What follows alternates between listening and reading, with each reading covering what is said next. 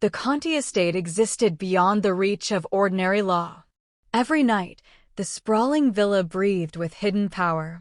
Warm amber light spilling from tall windows onto manicured gardens.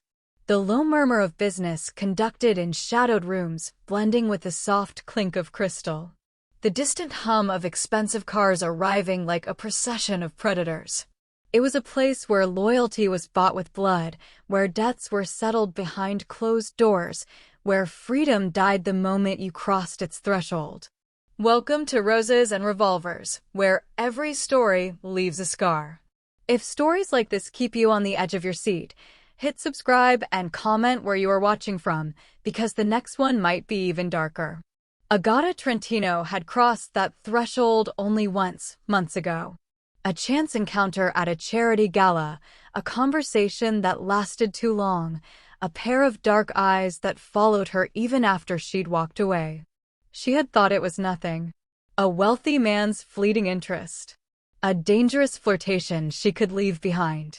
She had mastered the art of moving forward, eyes ahead, voice steady, steps purposeful. Her life was simple, private, hers. The world was loud, chaotic, unpredictable, but she navigated it with the quiet confidence of someone who believed she controlled her own destiny. She didn't know that someone had decided otherwise. Not just noticed her, studied her, claimed her, owned her. But that truth belonged to a reality she had refused to see. Tonight, she believed she could outrun him. She believed the train ticket in her pocket meant freedom. She believed the shadows gathering at the station platform had nothing to do with her. She was wrong. The night began with rain. Cold, relentless, turning the cobblestones slick beneath her feet. Agata pulled her coat tighter, checked her watch, and moved toward the departures board.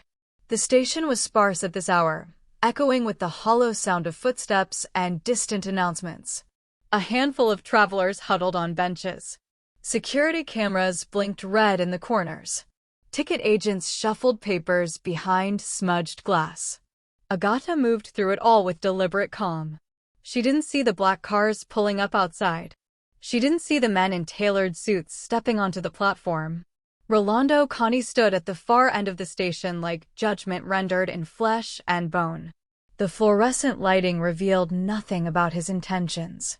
He was tall, imposing, dressed in a perfectly cut black suit that absorbed the harsh station light. His posture was casual, but his presence radiated an absolute, suffocating control that made even the station guards look away. He was the kind of man who didn't need to raise his voice to terrify.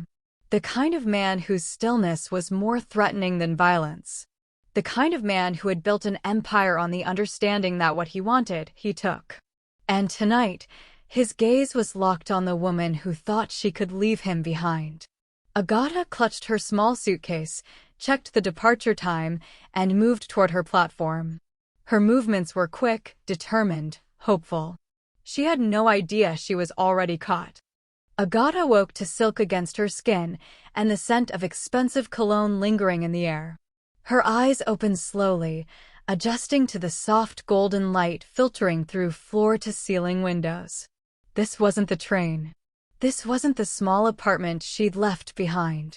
This was a bedroom torn from the pages of an architectural magazine, cream walls, marble floors, furniture that cost more than she'd earned in a year. Her heart slammed against her ribs. She sat up too quickly, the room tilting. Her suitcase sat unopened in the corner. Her coat hung on a velvet chair. Everything placed with careful precision, as if she'd arrived as a guest rather than been taken as a prisoner. The door opened without a knock. Rolando entered like he owned not just the room but the very air inside it. He carried a silver tray with coffee, pastries, fresh fruit arranged like art. His suit was different from last night, charcoal gray, perfectly pressed, but his expression remained the same. Calm. Controlled. Terrifying in its certainty. "You're awake." His voice was smooth, conversational, as if this were normal. "Where am I?" Her voice cracked.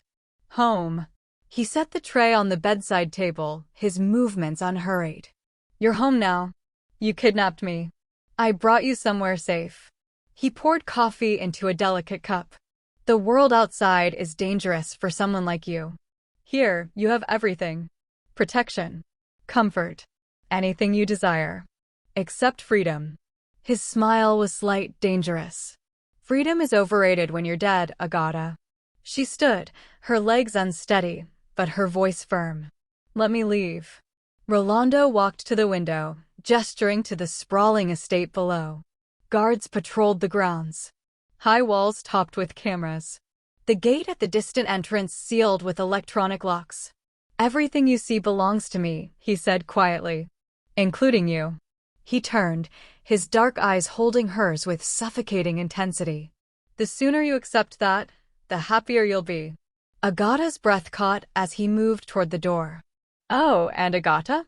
He paused at the threshold, his hand resting on the frame. Don't try the windows. They're bulletproof and alarmed. Don't try the door, it locks from the outside. And don't scream. His smile widened, predatory and cold. No one who works here would dare disobey me. Not even to save you. The door closed with a soft click. The lock engaged with a sound like a death sentence. 6 months earlier, Agata hadn't known the name Rolando Conti. The charity gala at the Grand Venetian was a world she didn't belong to. Crystal chandeliers, champagne towers, women dripping in diamonds. She'd only attended because her boss needed extra staff for the evening. Serve drinks, smile politely, collect a generous tip. Stay invisible. She'd been refilling glasses near the auction stage when she overheard them, 3 men in expensive suits laughing about a business deal that involved forcing a family from their home. Debts owed. Consequences paid. A daughter offered as collateral. The words made her stomach turn. That's disgusting, she'd said before she could stop herself. The laughter died instantly. The men turned, their expressions shifting from amusement to cold irritation. One stepped forward, his hand reaching for her arm. You should learn to mind your... She's right. The voice cut through the tension like a blade. Agata looked up to find a man she hadn't noticed before. Tall, commanding, dressed in black that made him look like he'd stepped out of the shadows themselves. His dark eyes held hers for a fraction of a second before turning to the men. The deal is off, he said quietly. Release the family. Tonight. The men paled. Mr. Conti, we didn't. Now. They scattered like roaches when the lights turned on. Rolando's gaze returned to Agata, lingering with an intensity that made her skin prickle. He didn't smile. Didn't speak. Just watched her with the focus of a predator who'd found something rare. Thank you, she whispered, breaking eye contact, turning to leave.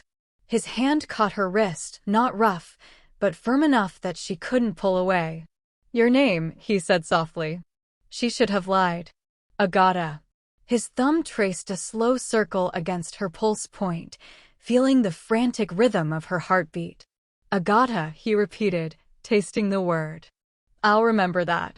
He released her, but something in his expression told her the conversation wasn't over. It was just beginning.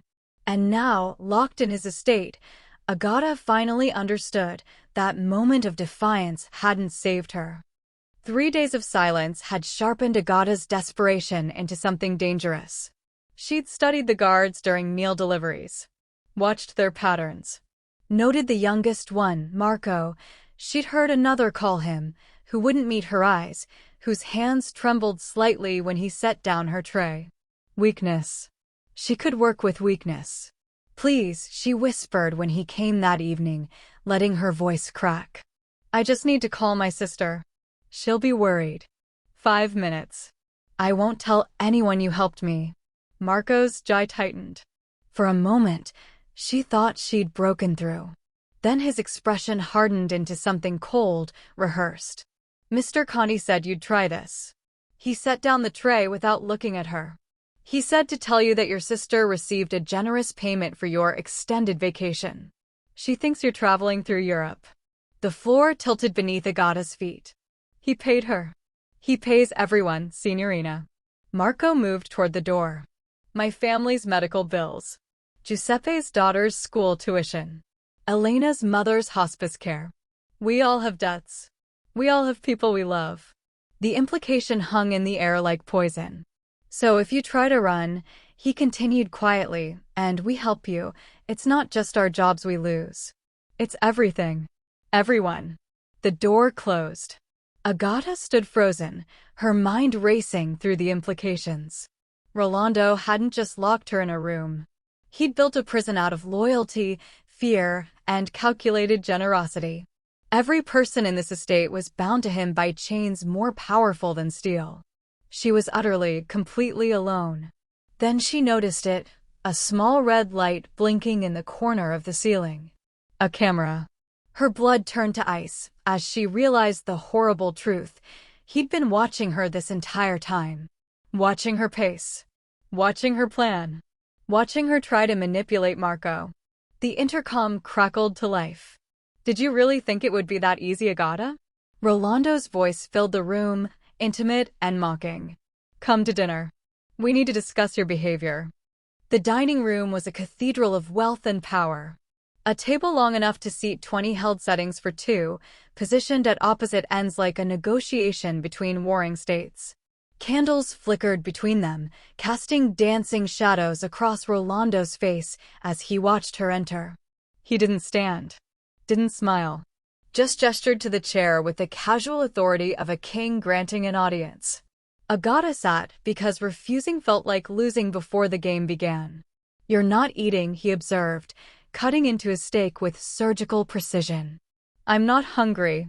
You haven't eaten in 2 days. His tone suggested he knew everything, her sleep patterns, her tears, her growing panic. Starving yourself won't change your situation. Neither will pretending this is normal. His knife paused mid-cut. Then he smiled, and it was worse than his anger would have been. You think I'm the monster in your story, he said softly. Let me show you what real monsters look like. He slid a folder across the table. Agata's hands trembled as she opened it. Photographs spilled out, crime scene images, grainy surveillance footage, police reports. Women's bodies. Missing persons posters. A pattern of disappearances in her neighborhood over the past year. That building you lived in, Rolando continued, his voice conversational, deadly calm. 3 women vanished from it in 6 months. The police know. They don't care. Too busy, too underfunded, too corrupt. He leaned back, swirling wine in his glass. You're next, Agata. I had my people watching you. The man who took the others had already marked you. Followed you home twice. Near schedule. Her throat closed. You're lying. Am I? He produced another photo, a man standing outside her apartment building, his face partially obscured. The timestamp read 3 days before Rolando took her. His name was Vincent Calabrese. Low-level enforcer for the Russo family. Liked to take women from the edges, the ones nobody would miss. Past tense. Was, she whispered. Rolando's smile turned predatory. He won't be taking anyone else. The implication made her stomach turn. He'd killed a man. For her. Because of her. So you see, he continued, leaning forward, the world you're so desperate to return to was already hunting you. I didn't steal you from safety, Agata. I stole you from a grave. She wanted to call him a liar. Wanted to throw the photos back at him. But the evidence sat there, undeniable and horrifying. You expect me to thank you? Her voice shook with rage and fear. I expect you to be smart enough to recognize the difference between a cage and a sanctuary. There is no difference when I can't leave. His expression darkened, the candlelight catching something dangerous in his eyes. Then let me make this very clear. He stood, moving around the table with predatory grace. You can hate me. You can fight me. You can spend every moment plotting escape. But you will never leave this estate. Because the moment you do... He stopped behind her chair, his hand settling on her shoulder with terrifying gentleness. The moment you step outside these walls, every enemy I've ever made will know exactly how to hurt me. His fingers tightened, not enough to bruise, but enough to remind her of his strength. And they will hurt you in ways that will make you beg to come back to this prison. The doors burst open. A guard rushed in, blood streaming from a cut above his eye. "Don Conti," he gasped. "The south perimeter has been breached. The Russos, they're here." Gunfire erupted in the distance. Chaos was an opportunity. The moment Rolando rushed toward the gunfire, barking orders into his phone, Agata ran in the opposite direction. The estate had become a battlefield, guards shouting, boots pounding marble floors, the sharp crack of weapons echoing through corridors. No one was watching her. She sprinted down hallways she'd never seen, trying doors that wouldn't open, searching desperately for an exit, a window, anything. Her breath came in ragged gasps, her heart hammering against her ribs. Then she found a door that gave way. The room beyond made her blood freeze. It was painted deep crimson, lit by soft amber lamps that cast everything in a warm, intimate glow. But it wasn't the color that stopped her heart, it was the walls. Photographs. Hundreds of them. Agata stumbled forward, her hand covering her mouth. Pictures of her leaving her apartment, walking to work, sitting in cafes, shopping at the market, laughing with friends. Some were recent, from weeks ago. Others were older, edges yellowed with time. Years. He'd been watching her for years. A corkboard dominated one wall, covered in a timeline of her life. Her college graduation photo. Her first job. Her mother's funeral. Notes written in precise handwriting detailing her routines, her preferences, her fears. Favorite coffee, vanilla latte, extra foam. Volunteers at St. Catherine's Shelter every Thursday. Afraid of thunderstorms since childhood. Her stomach lurched. This wasn't obsession. This was ownership plotted across time. She moved deeper into the room, her horror growing with each step. A locked display case held items she'd thought she'd lost. A scarf that disappeared last winter. A book she'd left on a park bench. A necklace her mother gave her that she'd assumed was stolen. He'd taken pieces of her life, collected them like trophies. Then she saw the desk. Files arranged in neat stacks, each labeled with dates. She grabbed the most recent one, her hands shaking. Inside were medical records she'd never authorized anyone to access. Financial statements. Background checks on everyone she knew, friends, co-workers, her sister.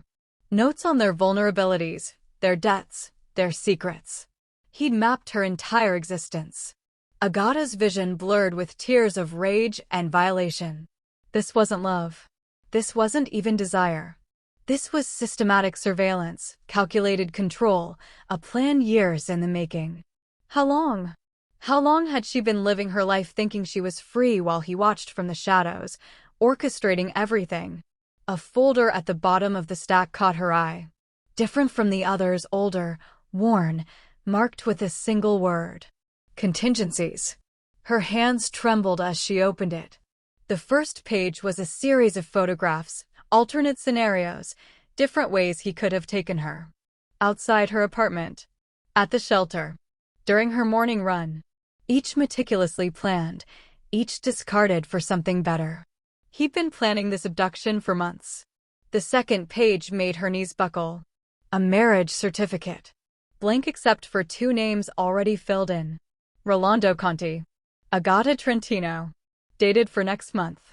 The door behind her slammed open.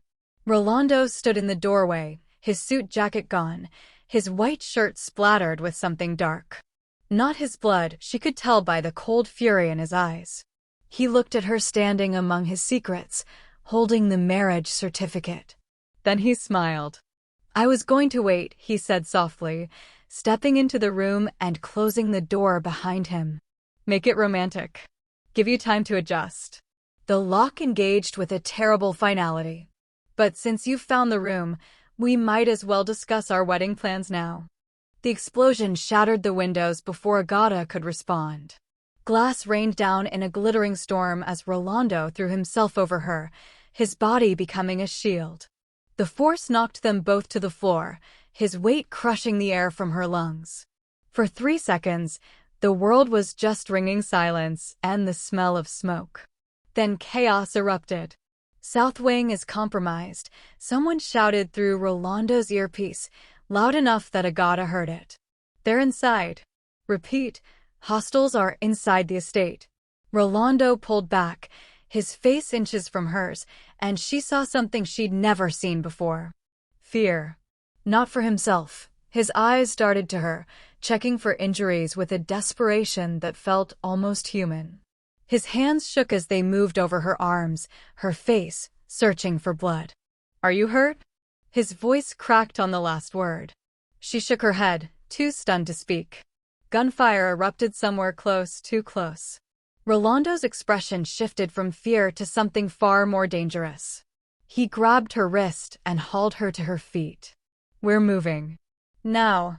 He dragged her through corridors she didn't recognize, his grip iron-tight, his body positioned between her and every corner they turned. Guards lay dead in the hallways. Bullet holes punctured priceless artwork. The pristine estate had become a war zone. Rolando. A guard appeared, bloodied and panicked. The safe room, it's been breached.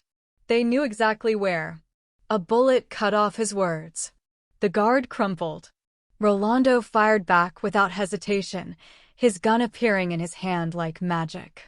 3 shots. 3 bodies dropping in the distance. His aim was perfect, mechanical, terrifying. But Agata felt his hand trembling against hers. They reached a door hidden behind a sliding panel. Rolando punched in a code with shaking fingers. It took him 3 tries. The fear was spreading, cracking through his controlled facade. Get inside, he ordered, pushing her toward darkness. What is this? Bunker.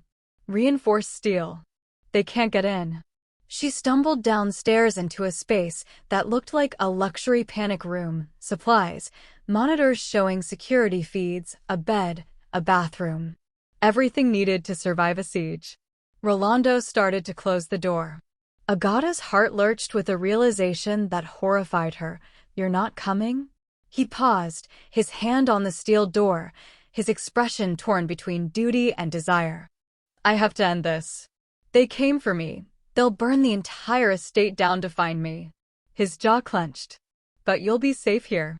The door locks from the inside. Don't open it for anyone but me. Rolando. Promise me. He gripped her shoulders, his eyes wild with something that looked dangerously close to desperation. Promise me you'll stay here.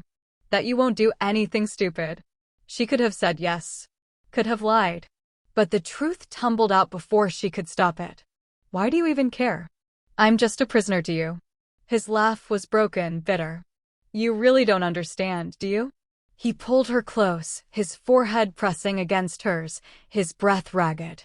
You're not my prisoner, Agata. You're the only thing in this godforsaken world that I...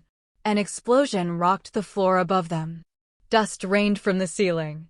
Rolando's eyes widened as the monitors showed armed men flooding the hallway just outside. Too many. Too close. They tracked us, he whispered, disbelief and fury warring in his voice. Someone told them about the bunker. He shoved Agata behind him, raising his gun toward the door. There's a traitor in my house. The bunker door began to spark and hiss. Someone was cutting through the lock from the outside. They were trapped. The attack had been a test. Agata realized it 3 days later when she found Rolando in his office, calmly reviewing security footage of the breach. No bodies had been removed. No damage repaired. The estate stood pristine, untouched. It had all been theater. You staged it, she whispered from the doorway, her voice hollow with betrayal. Rolando didn't look up from his screens. I needed to know who I could trust. You terrified me. You made me think we were going to die. And when you thought I was dying, he finally met her eyes, his expression unreadable. You screamed my name. You grabbed my arm. You didn't run for the exit when you had the chance. Her breath caught. He was right. In that moment of chaos, when the door had been open and guards were scattered, she'd stayed. That was survival instinct, she said, but her voice wavered. Was it? He stood, moving around the desk with predatory grace. Or was it something else? Something you're afraid to admit. You're insane. Am I? He pulled up footage on the large monitor, video of her in the bunker, watching him through the cameras as he'd fought off the attackers. Her face on screen showed something she couldn't deny. Terror. But not for herself. For him. "You care, Agata," he said softly, stepping closer. "You can lie to yourself, but your body doesn't lie to me." "Stockholm Syndrome," she spat. "That's all this is." "Is it?" His hand cupped her face with devastating gentleness. "Then explain why you haven't eaten since the attack. Why you've been pacing your room at night. Why you asked the guards 3 times if I was injured." She jerked away, but the damage was done. He'd been watching, cataloging, using her own reactions against her. "You saved my life," she said desperately. "That's gratitude, not. I didn't save you from anything real." His smile was cruel, knowing. "But you didn't know that. In that moment, you thought I was in danger, and it destroyed you." "Stop. You're falling for your captor, cara mia. It's not weakness, it's biology. Proximity. Intensity. The brain can't tell the difference between fear and desire when they're tangled together long enough." He was getting into her head, twisting everything, making her doubt her own emotions. "I hate you," she whispered. "Hate is just passion wearing a different mask." He traced her jawline, his touch featherlight. And passion, once ignited, doesn't care about the source. She wanted to scream. To fight. To prove him wrong. But a traitorous part of her whispered that he might be right. "The wedding is in 2 weeks," he continued, his voice dropping to something almost tender. "You can walk down that aisle hating me. Or you can accept that maybe, just maybe, part of you wants this." "Never. We'll see." He turned back to his desk, dismissing her like a servant. "Oh, and Agata? I had the bunker cameras recording audio too. Would you like to hear what you said when you thought I couldn't hear you?" Her blood turned to ice. "What are you talking about?" He pressed a button. Her own voice filled the room, broken and terrified, whispered to the empty bunker while she'd watched him fight on the monitors. "Please don't die. Please. Rolando, please don't die." The recording ended. Agata stood frozen, her denial crumbling. Rolando's smile was victorious, devastating. 2 weeks, Agata. And you'll say I do, because part of you already has. Stay with me until the end, because this story will shock you to the core. Before we begin, don't forget to like this video. Hit subscribe and comment where you're watching from. Now! Agata tore through the red room like a woman possessed.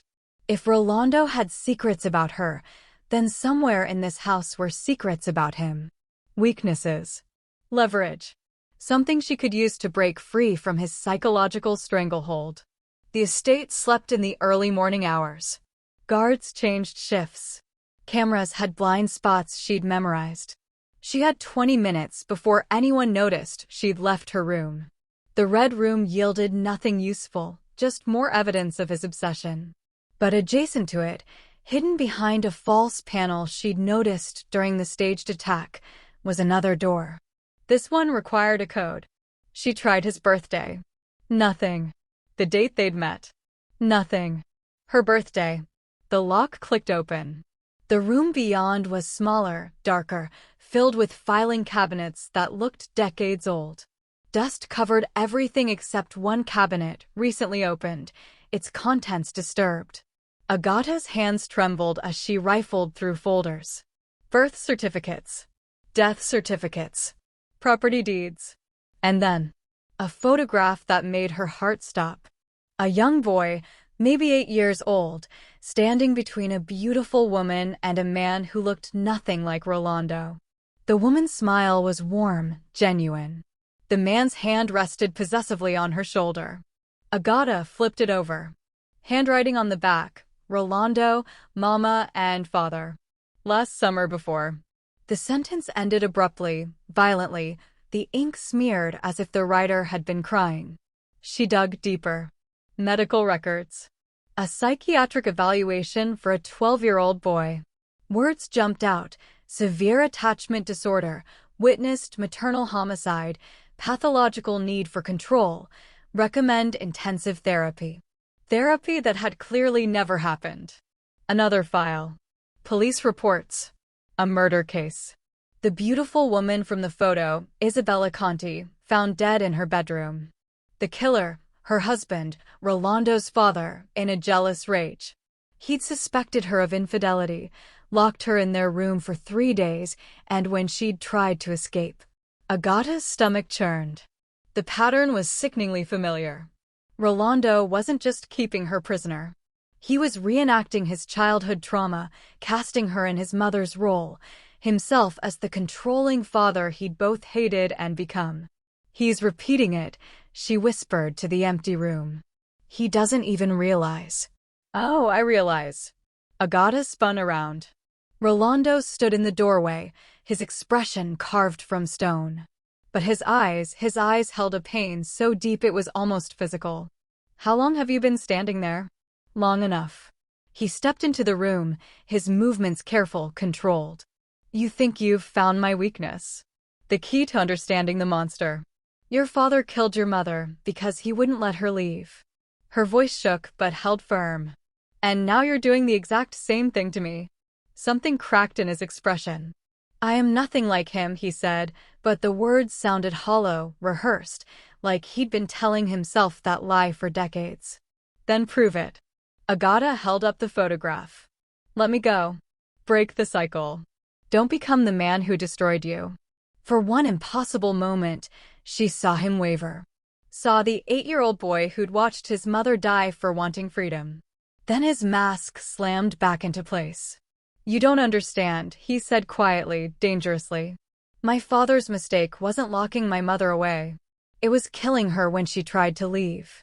He moved closer, backing her against the filing cabinet. I would never hurt you, Agata. But I will never, ever let you go. That's the same thing. No. His hand cupped her face with a gentleness that contradicted his words. I'll give you everything. Love, protection, pleasure, purpose. I'll worship you like he never worshipped her. And eventually, you'll understand that staying isn't surrender, it's choosing the man who would burn the world to keep you safe. You're delusional. Perhaps. He smiled, sad and broken and terrifying. But I'm also all you have. He pulled the photograph from her hands, staring at it with an expression of profound grief. The wedding is in 1 week, he said softly. I've moved up the date. Because now you know too much, and I can't risk you using it against me. Rolando. 1 week, Agata. And then you'll be legally, irrevocably mine. He turned to leave, then paused. Oh, and that leverage you think you've found? It won't work.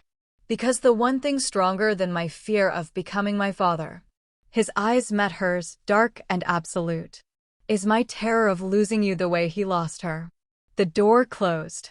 Agata sank to the floor, her mind racing. She'd found his wound, his weakness, the source of his madness. But instead of freedom, all she'd done was trigger a countdown. 7 days until he locked her into this nightmare forever. The wedding dress hung in her room like a beautiful corpse. White silk. Hand-sewn lace. A collar of diamonds that would look stunning in photographs and feel like a noose around her throat. 6 days had passed. Tomorrow, she would become Mrs. Conti, and the last shred of her identity would die. Unless she did something unthinkable. Agata stared at the dress, then at the heavy brass candlestick on her nightstand. Her hands moved before her mind could catch up, wrapping the base in cloth to muffle the sound. She'd watched them change the guard rotations, memorized the camera angles, studied the weak points in Rolando's perfect prison. And she'd noticed something crucial. The old wine cellar in the East Wing had a door that led to the original estate's foundation, built before security systems, before cameras, before Rolando had turned this place into a fortress. It was a long shot. Probably a death sentence. But it was her only shot. She moved through the corridors like a ghost, every muscle coiled tight, ready to run or fight. The estate was eerily quiet, most of the staff preparing for tomorrow's ceremony, the guards focused on external threats rather than internal ones. They'd stopped watching her so closely. After all, where could she go? The wine cellar door was locked, but the mechanism was old, corroded. 3 strikes with the candlestick, and the lock gave way with a sound that made her heart stop. She waited, breath held, for alarms. Nothing. The stairs descended into darkness that smelled of earth and ancient wine. Agata's phone flashlight cut through the black, revealing rows of dusty bottles, and, at the far end, exactly what she'd hoped for: a wooden door with iron hinges, original to the estate's 18th century construction. No keypad. No electronic lock. Just a simple bolt and years of rust. She grabbed a wine bottle, smashed it, and used the broken glass to scrape away rust. Her hands bled. She didn't care. The bolt began to give, metal screaming against metal in the confined space. Almost there. Almost. You really thought I wouldn't know? Agata's blood turned to ice. She turned slowly. Rolando stood at the base of the stairs, perfectly calm, perfectly still. He wasn't holding a weapon. Didn't need to. His presence was weapon enough. "The camera's in your room," he said softly. "I watched you plan this. Watched you study the routines. Watched you choose tonight because you thought everyone would be distracted." Despair crashed over her. "You're always watching. Always." He took a step closer. "Did you really think I'd leave anything to chance? That I'd let you slip through my fingers when we're this close?" "This close to what?" She laughed, the sound brittle and breaking. "To you winning? To me giving up? To us beginning our life together? There is no us." The scream tore from her throat. "There's you and your obsession, and me trapped in the middle of your trauma." Something flickered across his face: pain, recognition, denial. "I know what you think," he said, his voice dropping to something raw. "That I'm my father. That this will end the way his story ended. But you're wrong, Agata. I learned from his mistakes." He moved closer, close enough that she could see the exhaustion in his eyes, the desperation he usually hid so well. He tried to own her through fear, through violence, through threats. Rolando's hand reached out, trembling slightly. "I'm giving you everything he never gave her. Choice in your captivity. Comfort in your cage. Love. This isn't love." "Then what is it?" His voice cracked. "What do you call this thing that makes me watch you sleep to make sure you're breathing? That makes me taste your food before you eat it? That makes me willing to kill anyone who even thinks about hurting you?" "Madness," she whispered. "Perhaps." He smiled, sad and broken. "But it's the only kind of love I know how to give." The bolt behind her finally gave way with a metallic shriek. The door swung open, revealing darkness beyond and the scent of rain and freedom. Agata looked at the opening, then at Rolando. "Let me go," she said, her voice steady despite the tears streaming down her face. "Please. If you have any humanity left, let me go." He stood frozen, his expression a war between the boy who'd watched his mother die for wanting freedom and the man who'd sworn never to feel that loss again. "I can't," he whispered. "I've tried. God knows I've tried to imagine it.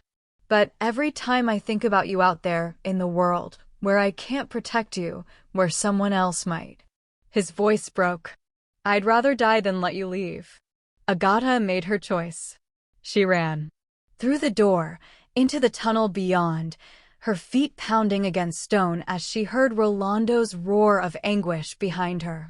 He didn't chase her immediately, too shocked that she'd actually done it, that she'd chosen the darkness over him.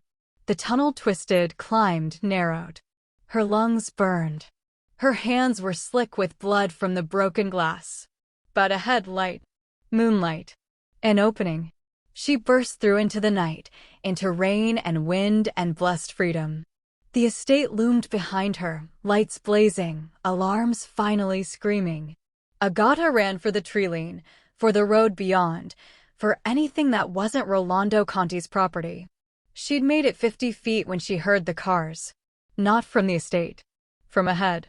Headlights cut through the rain, blinding her. Multiple vehicles screeching to a stop, surrounding her, boxing her in. Doors opened. Men emerged. Not Rolando's men. These wore different suits, carried different weapons, moved with different purpose. The leader stepped forward, his smile visible even in the darkness. Agata Trentino, he said in accented English. We've been waiting for you to run. Her stomach dropped. Who are you? The Russo family sends their regards. His smile widened. Did you really think Conti's enemies wouldn't notice his new obsession? That we wouldn't use you to finally destroy him? Behind her, she heard Rolando's voice screaming her name. Ahead, the Russo lieutenant raised his gun. Thank you for making this so easy. And Agata realized with horrible clarity.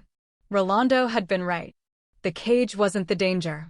It was everything outside it.